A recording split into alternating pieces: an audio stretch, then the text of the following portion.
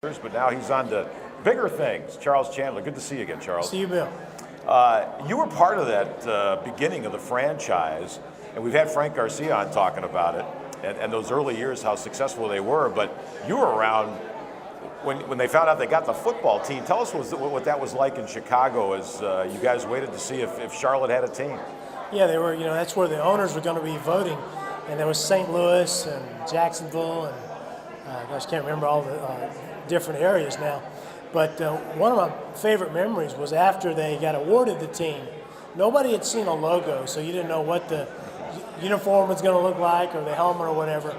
And a guy with NFL Properties had told me that they already had the stuff. And so he took me to this hotel room, where they had voted, and it was a dark room. The lights weren't turned on. So he opens the door. So he's going to unveil the logo of the Panthers. And he turns on the light, and poof, there's all this memorabilia, all this stuff that they've already made up. And the helmet was there. It's the helmet they have today, but the jersey and the pants they had there were pretty ugly, really. It was a different color blue, and they had like a blue jersey and black pants, and so that didn't hold up. But I remember the helmet very well, and it was flashy then, and it stood the test of time. And then when Bill Polian and Mike McCormick started deciding what the uniform was going to look like, they quickly ditched those original designs and came up with what you see today. And obviously the team then started, and within a couple of years they go to the NFC Championship game, and you were covering the team at that time. In fact, you and Scott Fowler wrote a book, You're the Cat, right, as I remember. I still have that on my shelf. I remember doing what you just said. Yeah. Another blatant plug for That's another right. book, You're the Cat. But that was an interesting football team, and as Frank said, one full of characters, but a very unified group of guys. It really was. It was unique because you're still only a second-year franchise, and it was just this miracle run. Who would have ever imagined when they set out in 1995 that in the second year they'd be on the brink of the Super Bowl? They'd be one game away, and they got on such a run that year. They had this famous team meeting where some personalities were called out, and they went on this great run. It wasn't like 8 or 9 wins in a row, I think, until they got to Green Bay. And I think they all realized it was special. I think the whole was greater than the parts in that case. You really had a team that was playing together. They bought into, Dom used to talk about sticking with the plan. Mm-hmm. Well, they all bought into the plan, and they got on a roll, had a really good defense. A lot of new free agents that year. Mm-hmm. Wesley Walls' first year. Kevin Green's first year. Yeah. Lamar Latham. Eric Davis was his first year. Eric Davis was new. So, and it just all worked, and it was a fun deal to cover. Of course, it was a very cold day in Green Bay. Yes, it was.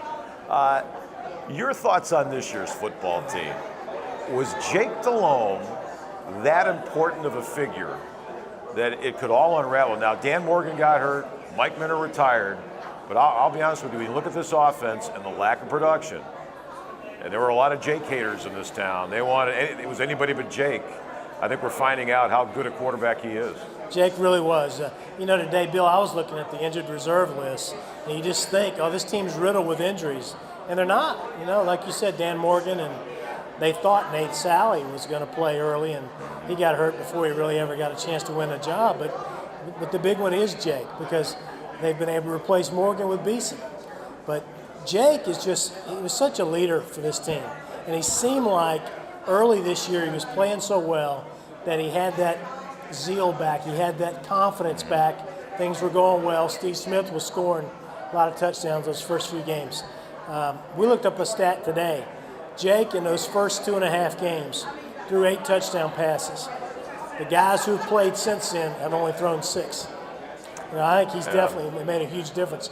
Now, were they going to be a great team even with him? Probably not. But you might be looking at 6-5 instead of 4-7. And in today's NFL, 6-5 pretty good. Puts you in the hunt for a wild card. Yeah. And in the hunt to win a division title in the NFC South. Right. And his quarterback rating, I think, was like 111, something like that. Yeah. It was 1 interception, maybe, I think. You mentioned the 8 touchdowns. Do you believe John Fox is in trouble? Yeah, definitely. I think it's unfortunate because John has proven what he can do. I mean, gosh, in 2 out of 3 years, they go to a Super Bowl, and they go to the NFC Championship game.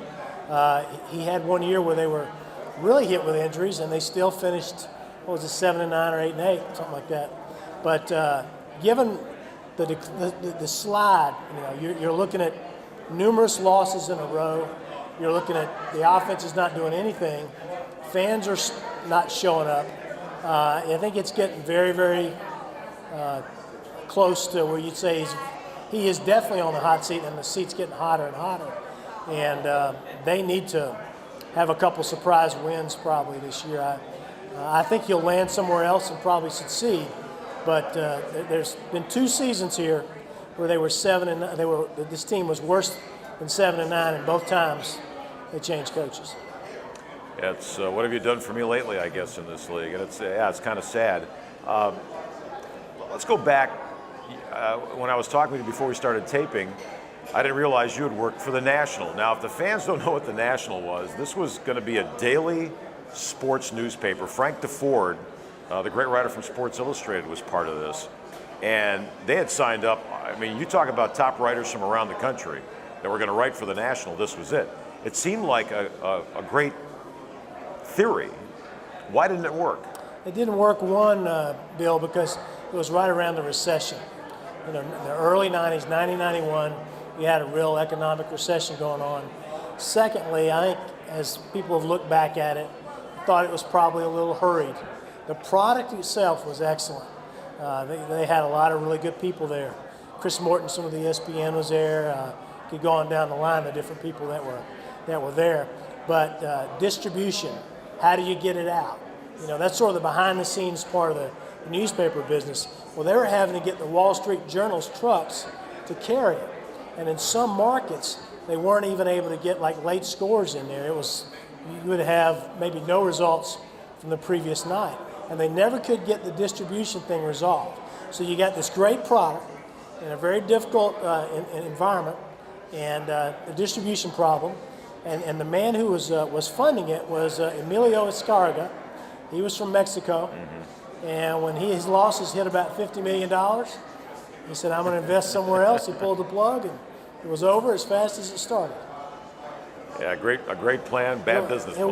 It was a great plan, and if you look at it today, it's still, even though that's now been 16, 17 years ago, it still looks really good, and I think a lot of the ideas that you've seen in the media and in magazines came from the National. And I think what you're seeing with ESPN today, where ESPN is not just a TV network, they got a magazine, they got a website, they got a radio network. Well, one of the main people there is Vince Doria, and he was one of the brainchilds for the National. So I think part of what he's done is turned ESPN into a multimedia version of the National. Yeah. Let me ask you about the basketball team in this town. What are your thoughts on the Bobcats? Because they seem to have a good product on the floor, yet they're still having trouble drawing. Night before Thanksgiving, on Wednesday, they get like 10, 12,000 in a 19-seat arena. Now, Celtics come in, they draw well for that. But is the jury still out on this team? I think the jury's definitely still out, Bill, because, the Hornets' departure soured people's taste here, as you know. I mean, the way they left, the whole thing with the way the Shin thing went down. And so I think people sort of got soured on the NBA, and then with the arena where probably the majority of the public didn't want it to be built, and the decision was made to build it, I think it put the Bobcats sort of behind the 8 ball to start with, and ownership over there just hadn't won a lot of community favor, I guess you could say. I mean, I think they've tried, they made some mistakes, and they've tried to compensate, and bringing Michael Jordan in was a good idea, but they still got a lot of work to do, and it might take an excellent team, a championship caliber team to really get them going. Because like you said, the product's good. When you go to the game, the presentation is probably as good or better than the Hornets ever was. And that building is phenomenal. But it's just a tough hurdle to cross, and so let's hope they do someday.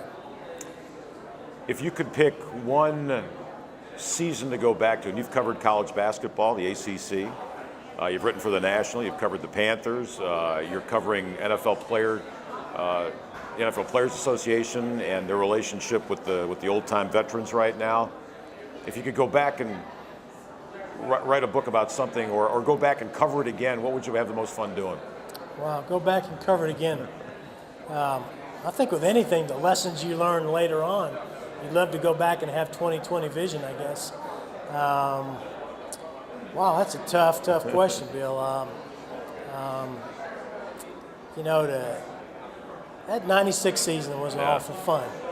Just seeing it go through, and maybe to go back there and have a few more years under your belt. That was the second year I'd ever covered the NFL then, so now there's a few more years. Maybe to do that one again. And 97, that next year, that was a learning experience for everybody because things just kind of blew up here. Obviously with some of the things that happened, unfortunately, with Kerry Collins, and it's good that he's turned his life around since then. But that was adventuresome days back then. So, Charles Chandler from the Charlotte Observer. Great to see you. Thanks for Good stopping to see by. you, Bill. All right, time is up for this show. Don't forget Bill Rosinski's Tales of the Carolina Panthers. And we're back again next week with another edition of Sports Night. Thanks for being with us. Sports Night is brought to you by Imbo Furniture, Scandinavian and Contemporary Designs. Fox Tops All, the countertop specialist. Call now and ask about our starting line selections. Charlotte Health and Fitness Magazine, Ansel Brown, and by Woods on South, 2100 South Boulevard. Thinking of updating your existing countertops? Then call the countertop specialists at Fox Tops All.